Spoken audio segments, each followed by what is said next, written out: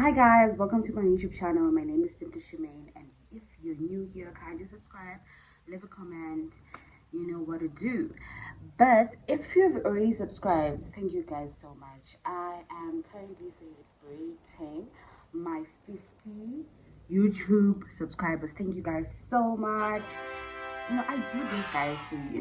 It's people take for granted like small achievements such as getting 50 subscribers. But if you're really to take like 50 people and put them in a room and be like, you know what, and be like, listen to what I have to say or watch this video, 50 people wouldn't do. So I don't take anything for granted. Personally, I don't. So whilst we're doing my hair for work, which is this new budget friendly water wave Brazilian weave that I got, that I managed to get in town, let me tell you a short story of how I finally asked my family to let me move out of the house.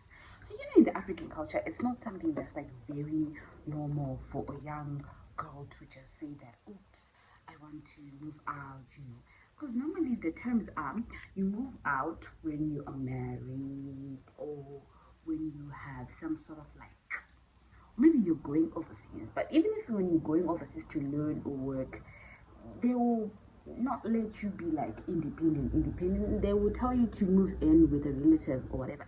Trust me, one thing about Zimbos, they've got relatives everywhere, like everywhere. Even if you say you want to go and stay in Uganda, they'll find a family relative who stays in Uganda then, because you know what, Africa is like a global village.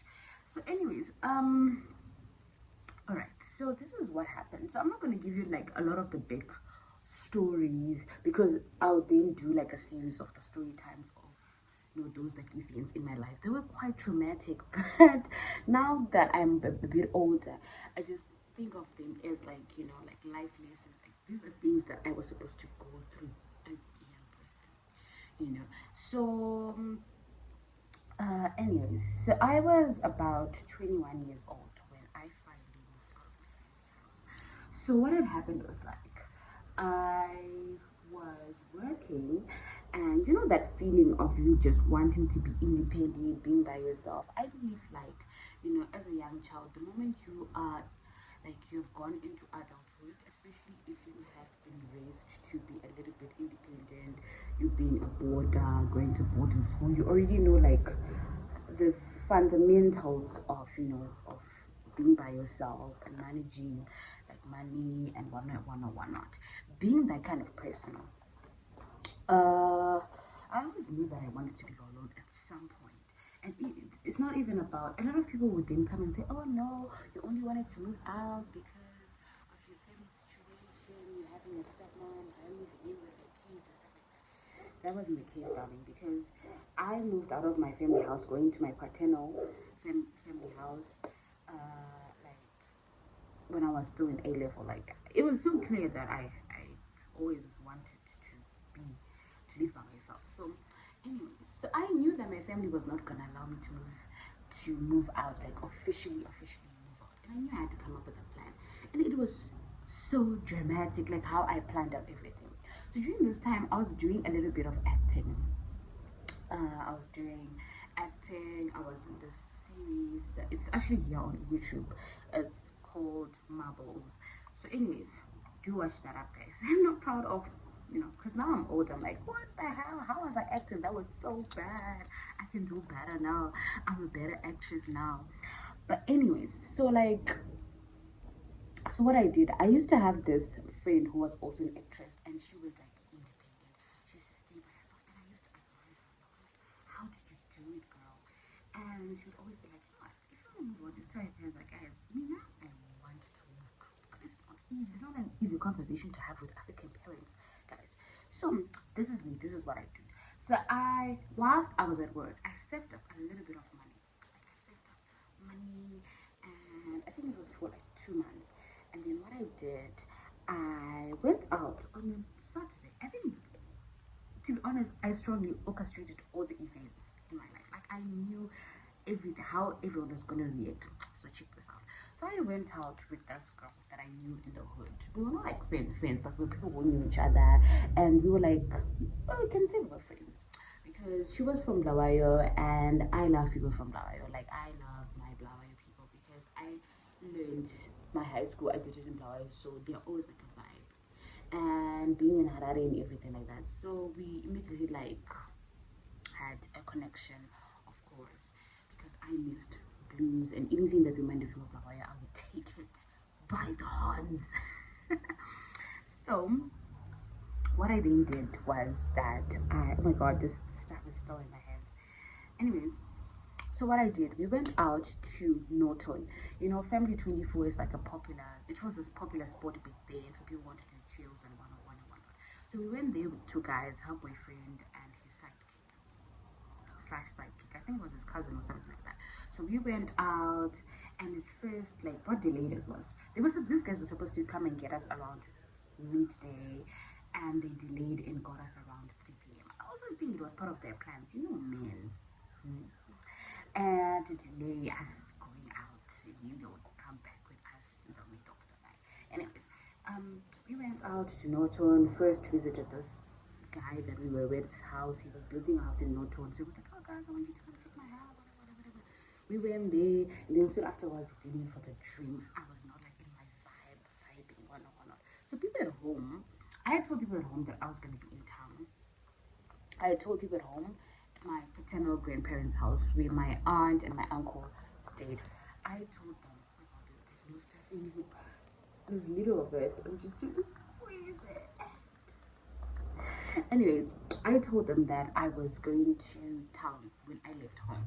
So obviously they were calling like, hey, where are you? What's up? What's happening? One.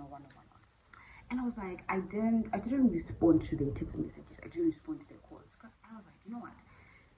I'm not going to do it. I'm going to be the dramatic teenager that everyone wants to meet me, which I am, by the way. So I was like,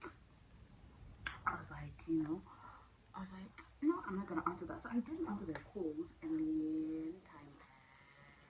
It was now around like midnight, and then we came back to Harare. So these guys were like, oh, we can book a B&B for you guys to sleep at. And my friend was like, no, I want to go home because obviously she was allowed to stay up that night. So she had an excuse. For me, I didn't have that sort of arrangement. Curfew for me, I think, was like 7, and they would only allow me to come late if I told them I was going to work. I had not told them that. I just told them this was a regular Saturday. I just told them that I was going to work to town. Yeah.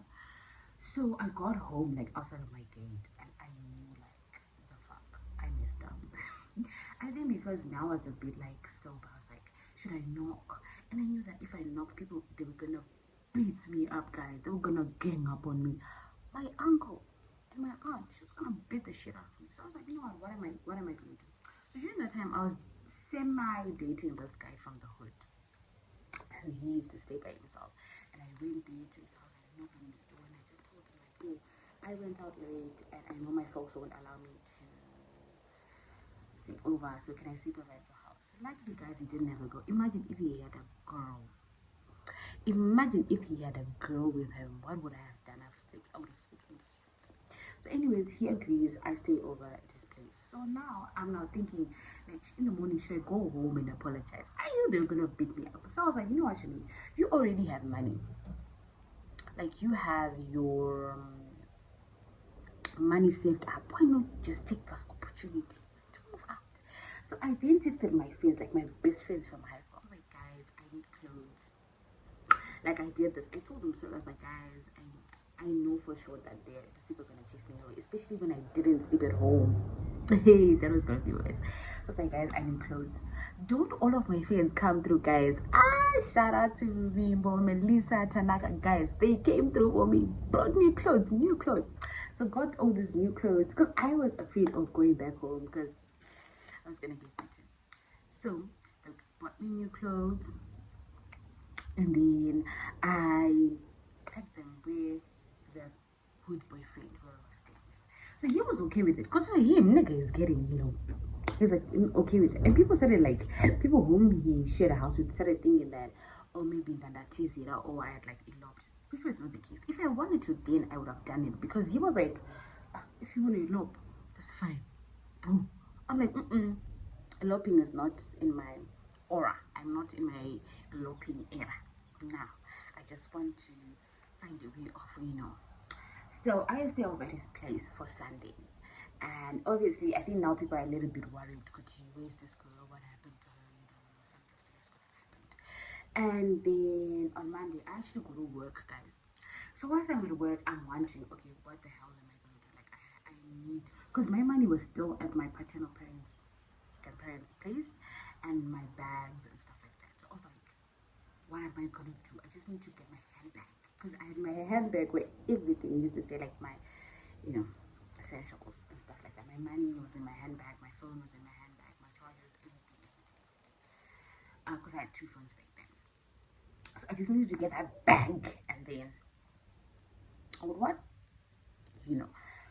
So this is me. I then got to work, and then I discovered, you know what? I need to tell someone about this, because I knew obviously they were gonna exaggerate like the story to my dad, and I knew I had to out myself.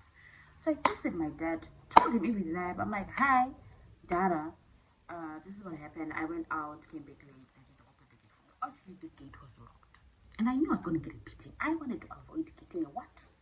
A beating.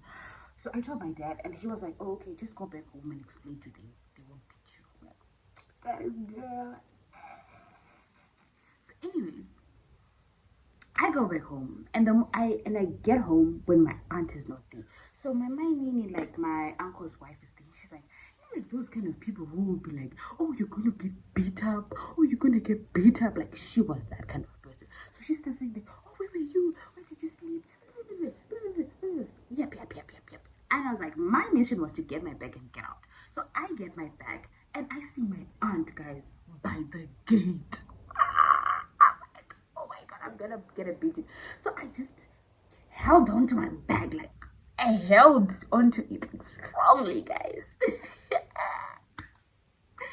Held onto it like strongly, and then she was like, I'm going to beat you. My aunt was like, I'm going to beat you. How can you not come home? Where have you been? And when she went to, and everyone was like, and she was like to her kid, hold her so I can beat her.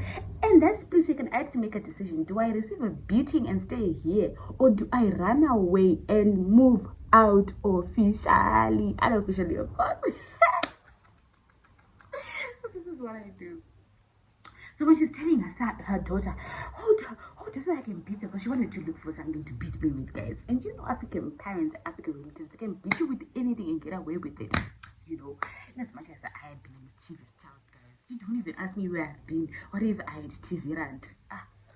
Anyways, what if I had locked? So anyways, as her daughter is like trying to hold me, I swayed, and ran. I did not even look big. But guys, remember that some of like my clothes is still at that house. Because what I wanted essentially was just that bag with my money so I can move out.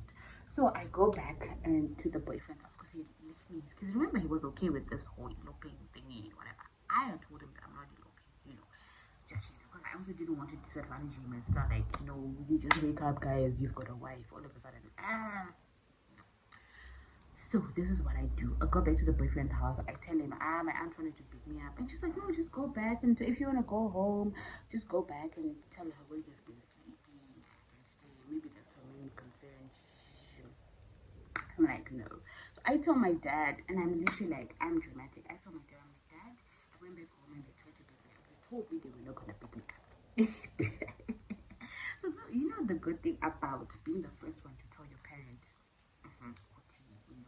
this is what has happened.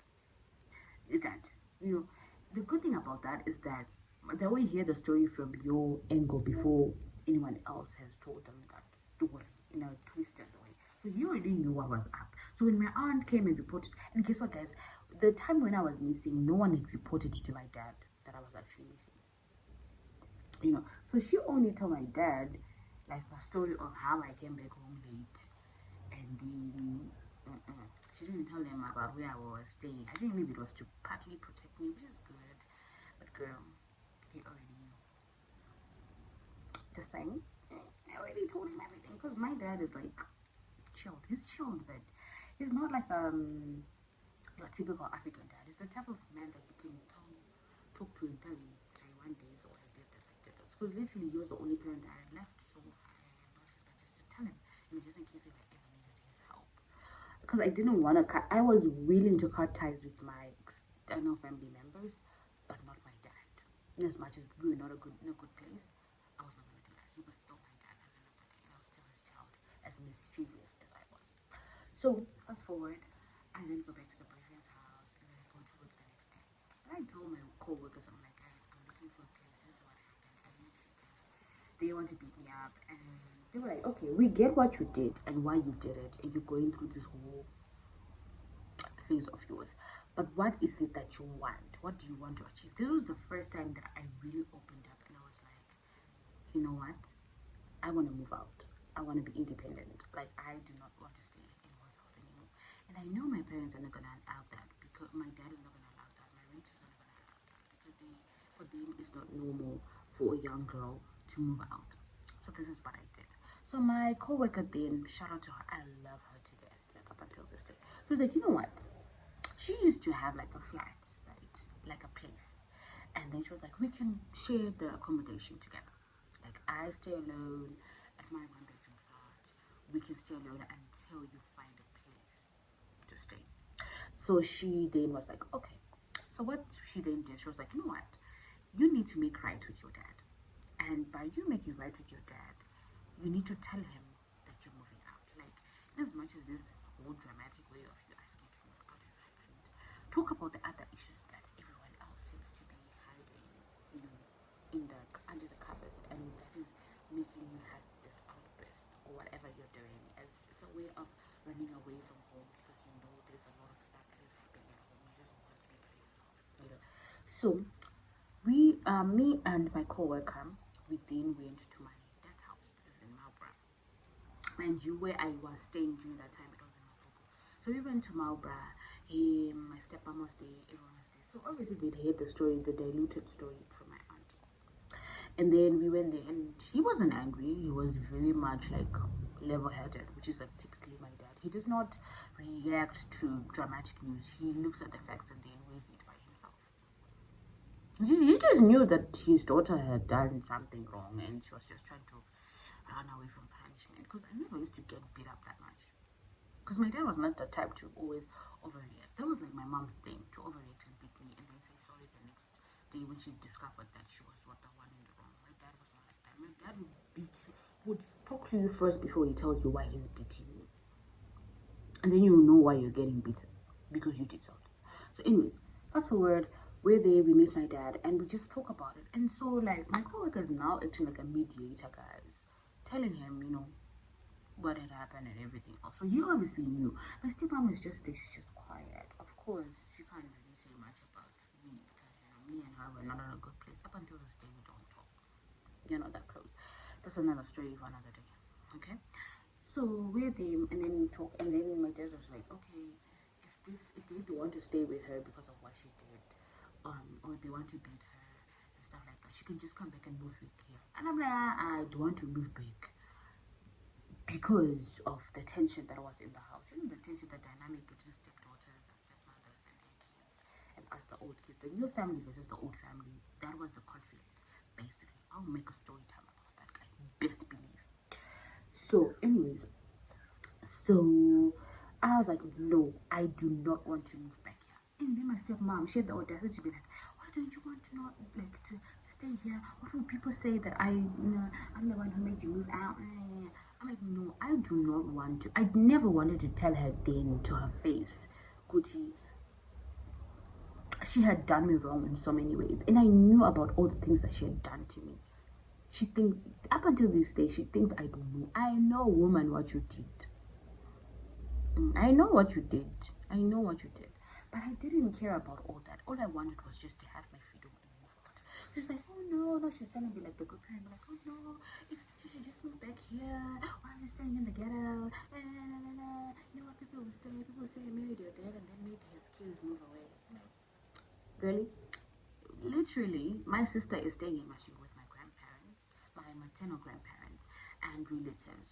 I was literally staying at the family house of my paternal grandparents. That does say something.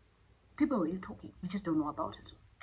So anyways, so my dad was like, he just came to the conclusion, and he was like, you know what? If this is what is best for her, let her move out. As long as she thinks that she has got the resources to be able to move out and be by herself, let her move out. I had never been like in my life. I was so relieved. Like when he finally gave me that blessing to move out, I was so happy. So I then moved out, and then I started staying with my coworker for I think like a couple months. And guess what, guys? She actually told me not to pay rent, which was like so nice of her. So when I finally got like enough money to move out, I then stayed with a friend of mine, because she was like, "Oh, let's share this apartment. You know, rent is kind of high, whatever, whatever." I moved in with her, and then eventually I then got my own place, like post COVID. I then got my own place. This was like when I finally stayed by myself. And guess what, guys? I moved back to my and I didn't talk to my relatives, I think, for about 2 years or something like that, like my external maternal relatives, because I didn't know like if they were still angry or like mildly angry. So I just know what I did when I went to visit them. I just casually went to their house, like casually, like as if I was okay with them. And then I sort of read the waters and realized, oh no, she's good. My aunt is good. Everyone is good. I'm like, let's move on. We never got to talk about it. Up until this day, she doesn't even know the reason why I sort of moved out. But if I was to ask the question, like if someone was to ask me, Shemaine, why did you move out? Why did you want to move out? Why? The reason would be I've always wanted to be independent. Two, I did not want to be a burden to people, because when you lose a parent like a mom or a dad, relatives tend to you're literally turned, like people literally turn to like throw you to people's houses, and and I knew what it did to people. Like I knew what it was going to do to me. I didn't want to be a burden, a financial burden to anyone. They did not owe me anything. They did not owe my parents. They did not owe anyone to take care of me. It was they were not supposed to do that. And because I already know of their financial situations, I was not about to be another addition and be mistreated, which was always going to be the case. And this is speaking to my maternal relatives, like is it maternal or paternal? Like your relative from your dad's side. I didn't want that. I know that I was very much welcomed at my mother's side, because they are very welcoming family. They're the people that actually raised me up. You know, I just didn't want to move back to Mashingo. You know, but you know, so I moved out slowly, surely, built up my own place, bought my own furniture, and I've been happier ever since. Trust you me, if I was still staying in my with my relatives or still staying with my dad, I would not be as glowing as I would not have achieved everything that I've achieved in life right now. As little as it may, maybe someone might say, "What have you achieved in life? Have you bought a car? Have you bought a house?" No, then excuse me, the little that I have managed to do, me being self-sufficient by myself, me not asking anyone for help, me taking care of myself for more than 5 freaking years and not have anyone, like, you know, to me, that's an achievement, because not a lot of people can do that. Because and my thing, everything was a smooth sailing. No, I lost my job. I was jobless for about a few months post COVID, and I looked for a job. I hustled, guys, like not like hustle, like starting a business. No, no, I went to work to prove to everyone that I could take care of myself. And up until this day, my relationship with my maternal, like my extended relatives, is shaky, whatever, right? But they can they now see what I meant, that I can take care of myself without anyone feeling like they're obligated to, without anyone mistreating me like, you know, it's complicated. Family is complicated. Now everyone is like, once in a while, I know it's bad. My relatives, they always use me as an example and be like, to their kids and be like, Shemaine could move out and take care of herself. Why are you still at home? Why are we still taking care of you when you've got a degree? Why are you not looking for a job? I know everyone's story is different, and it's probably unfair what they're doing to other kids, but to their children or not. But it's sort of like inspired people in my family to have an open mind when it comes to like their kids moving out. Because now, guess what? I have cousins who have moved out, who are staying by themselves. It has become like a normal-ish thing. Obviously, there are other people who always have their reservations, and obviously, the advantages of staying with with your parents and the disadvantages of staying with your But for me, the advantages outweighed the disadvantages. At the times when I feel like I should have moved back. Yes, a lot of times. And then especially when it comes to bills, I'm always like, if I was at my dad's house, I wouldn't be paying rent, I wouldn't be paying this. But for me, the advantages outweighs the disadvantages. So that is it, guys. That's a quick story time that I had to tell you how I moved, how I dramatically moved out. Now that you know that about me, leave your comments in the comment section. Ask me any question that you want to know, guys. I've got so many stories for days, and trust me, I know you would love hearing about them. So thank you so much, guys, for listening to this story. You know, I love you, love you, love you so much, and thank you so much to my 50 subscribers. You know, we did it, honey. We did it. So don't forget to subscribe, to comment, to share this video, and leave me comments, guys. Ask me. No, you know what? I'm gonna leave this next story time in your hands. Ask me anything about anything that you wanna know in the comment section, and I'll tell you all about it in the next video. So you know what it is. Bye, guys.